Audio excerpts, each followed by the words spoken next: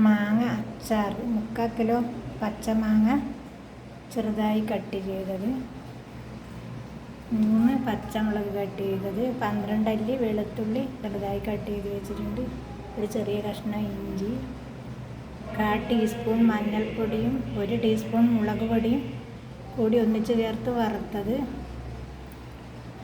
പിന്നെ 3/4 ടീസ്പൂൺ ഉലുവ, 2 ടീസ്പൂൺ കടുക്, ഒരു ചെറിയ കഷ്ണം കായം, ഇവ ചെറുതാക്കി ചൂടാക്കിയത്.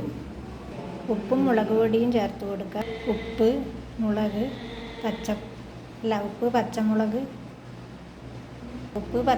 മുളക് പൊടി കടുകും ഉലുവയും കായവും പൊടിച്ചെടുക്കുക. കടുക് കായം ഉലുവ ചേർത്ത് കൊടുത്തു. ഇഞ്ചി വെളുത്തുള്ളി ചതച്ചെടുക്കുക. ഇഞ്ചിയും വെളുത്തുള്ളിയും ചതച്ചെടുത്ത് ഇനി എല്ലാം കൂടി ഒന്ന് മിക്സ് ചെയ്യണം. 1/4 ഗ്ലാസ് തിളപ്പിച്ചാറിയ വെള്ളം ചേർത്ത് കൊടുത്തു. നമ്മുടെ അച്ചാർ റെഡിയായി. നല്ല എരിവുണ്ട്.